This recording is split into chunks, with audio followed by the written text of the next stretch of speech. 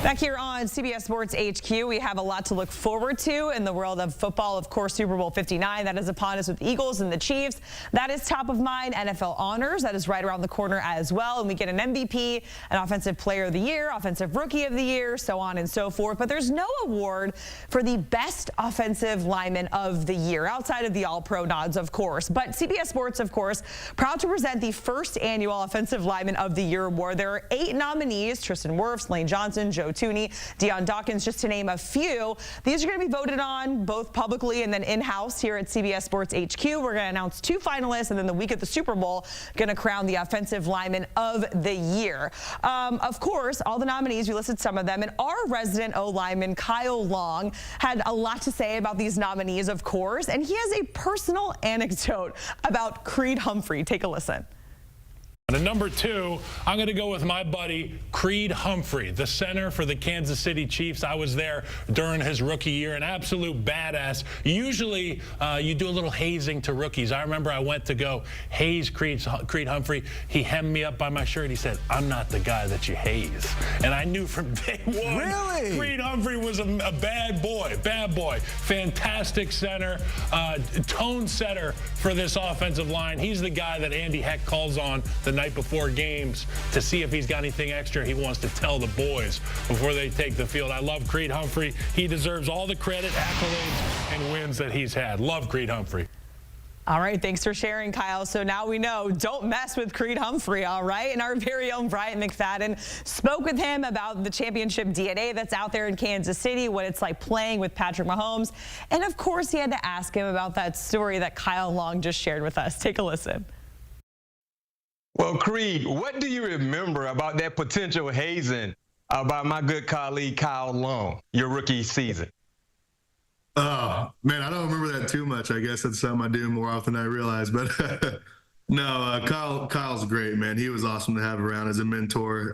My rookie year, he taught me so much just about the league and just what to expect and, you know, how to go through the long seasons, all those things while staying sharp. So having him around was a huge key part to my rookie year.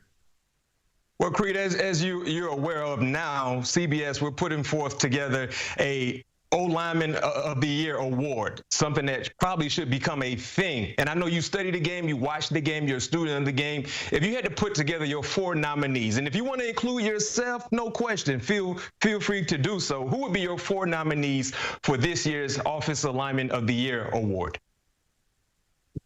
Oh, man, that's tough. I'm going to tell you right now, I'm not going to include myself, but I think Lane Johnson, he's number 1, just the career that he's had, you know, just the model of consistency and how good he is technically, just how athletic he is, all those things. You know, I think he's such a complete player in this game, so I'd put him up there.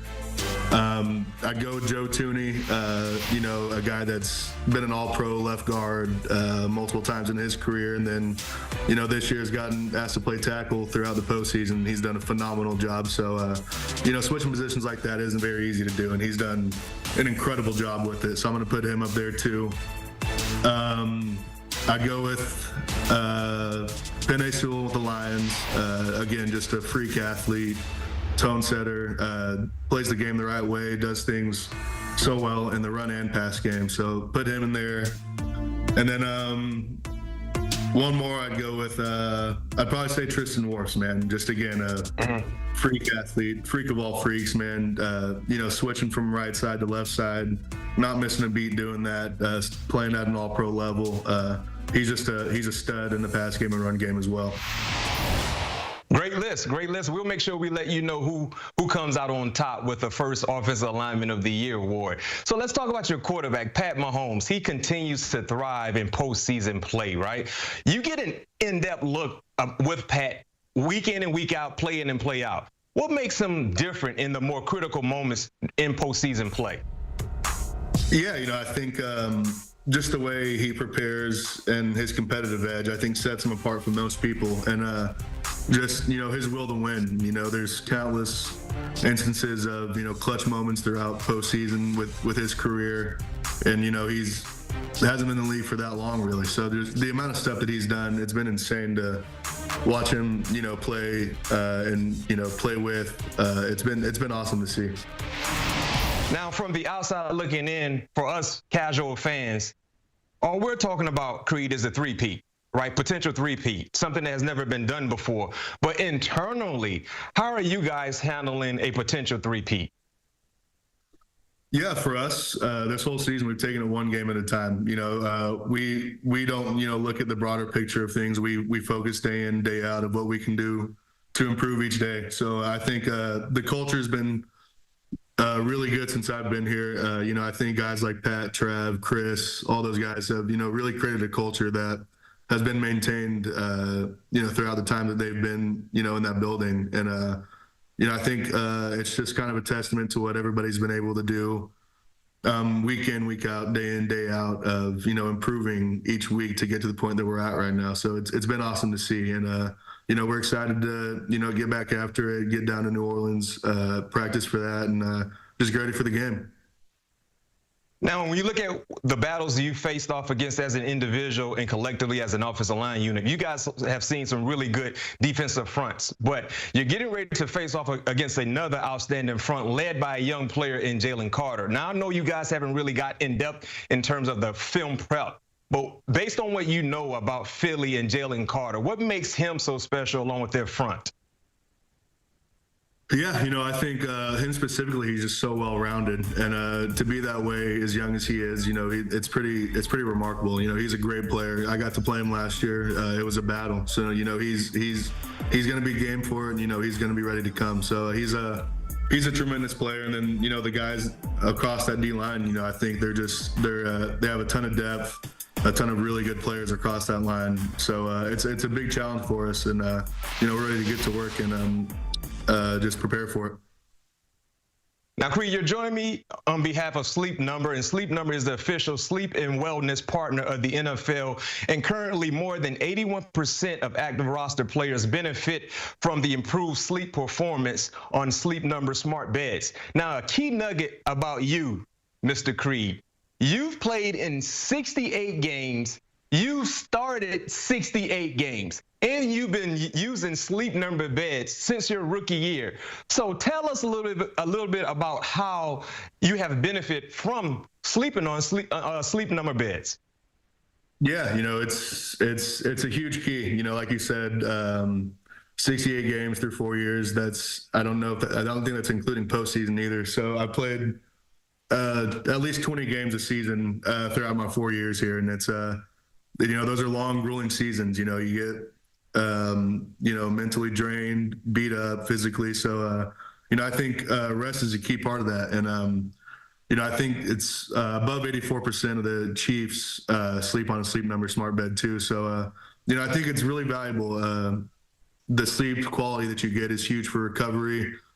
Physically, your body can recover faster if you're getting better sleep. Mentally, I think it keeps you sharper, more alert throughout the day. I think it helps you with your film study. I think it helps you on the field, diagnosing different fronts, different defenses that you might see throughout a game. So, sleep is a huge key in an athlete's regimen. And then, I think Sleep Number does a great job, helping you track it, helping you, see all these different things that it tracks throughout the night. And it's great. And like for me, one thing I know, I'm a big guy. All big guys snore. So it's helped me with my snoring too a ton. My girlfriend's told me I'm not snoring near as much sleeping on the Sleep Number. So it's been great.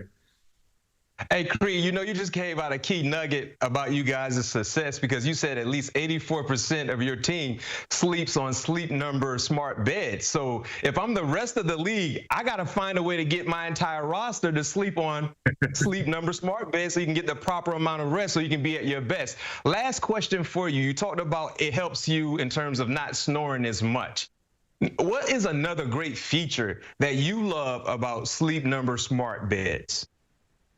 Yeah, it has an app that you download that connects to your bed, and it can track, the amount of restful sleep you get a night, the amount of times you may wake up, get out of bed, things like that throughout the night. So, being able to track that along with, your heart rate, your breath rate throughout the night, all those things. It's a huge key, and whenever you can fix those things and make those better, your recovery is so much better. And it's been a huge key in my recovery. Well, Creed, thank you for joining me. Sleep Number, thank you as well. And hey, if you want to play like a champion, you got to sleep like a champion. And Sleep Number Smart Bed is the place to go. That's the bed to sleep on. Thank you, Creed, and best of luck to you and your teammates as you get ready for the Super Bowl. Yeah, of course. Thank you so much. All right, thanks so much, BMAC. BMAC is part of the crew that's going out to New Orleans. I don't know if the hotel has a Sleep Number smart bed, but we're going to try to make sure that BMAC has one on his trip to New Orleans. BMAC, JJ, Katie Mox, Kyle Long, heading out to NOLA, giving you live coverage for the Super Bowl. It all starts on February 5th.